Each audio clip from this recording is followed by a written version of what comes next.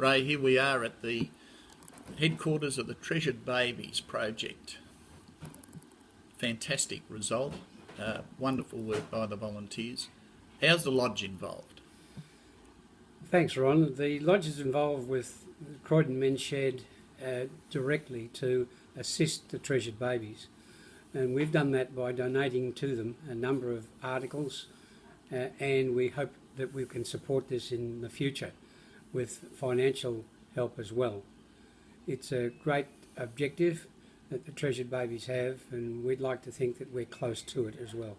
And it's wonderful work by the volunteers, and also wonderful work volunteering-wise from the lodge members. So you've donated, with the help of Freemasons Victoria, somewhere close to $60,000 to various community groups. How do you actually raise that money? How does the lodge raise that money? Well, each meeting we have what we call a raffle or special effort, and much of that money comes from that. But over and above that, we have the likes of just recently a sausage sizzle at Bunnings, for example, that brought in some money. And we have other ways and means, barbecues and social functions which we have to bring in that money. We also have support from the Freemasons Foundation Victoria, which helps as well. So that brings the lodge right out into the community, but even better, it brings the community into the lodge, and everyone can see, working together with the community, the great results. Correct. We probably don't advertise it as much as we should, and hopefully this is one way of doing this. Well, let's talk about that. One of your roles, I gather, in the lodge, or one of the lodge's roles, is to get new members. So how do you go about that? And I must ask you, what role do women play in your lodge? Thank you once again, Ron, an interesting question. Firstly, we do invite friends, relatives and neighbours, etc., along to our social functions, and this is where we hope that we can talk to them about Freemasonry in a relaxed environment and get them in that, and hopefully introduce them to the craft in that way. One of our most important organisations within Jonadab Lodge is in fact our Ladies Auxiliary, which has been going since about 1984. That brings a lot of the ladies together on the same night and as our lodge, and they have their own program.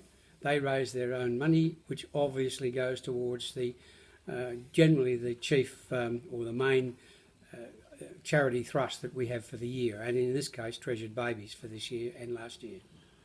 And a fantastic result, as we've seen from the work here today. A help for a lot of people when they just need it. Now, one of the other things about your lodge, I see it was formed in 1953. 8 Freemasons gathered. 18 Freemasons gathered. And what happened? They decided they'd form a dry lodge. Yes, that's a non-alcoholic lodge, and the reason it was formed, many of the people that were at that particular meeting were from local churches and environments around Ringwood, the Ringwood area. But in those days there was a lot of alcohol being consumed. I suppose the same could be said today. But in particular, many of those people there were concerned about the amount of alcohol that was being had around the Ringwood area, and so a decision was made to form a non-alcoholic or dry lodge. The movers and shakers in those days were really movers and shakers, as can be evidenced by a number of the names of the streets around Ringwood, and they were members of Jonadab Lodge in those days. Well, Ray, the final thing, of course, is that you're looking for new members.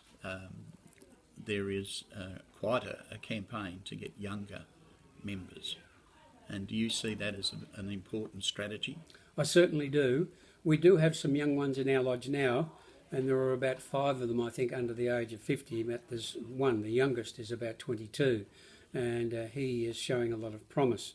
But certainly that's where the future of Jonadab Lodge will come from, new, younger members. Ray, very thankful for your wisdom today, and obviously you're very busy, and I see that you've also been mentioned on our newsletter that's coming out as we're doing this interview. So I'm sure a few people will be giving you a call. Well, I would hope so. Whatever I can offer to Freemasonry, I will. I get a lot out of it, but that's because I also put a lot into it. And I really enjoy that. I enjoy the teachings of Freemasonry, but I also enjoy the social aspects, and I enjoy the meetings that we have and the activities that I'm able to bring to it and the skills that I'm able to bring to it as well. So thank you very much, Ron.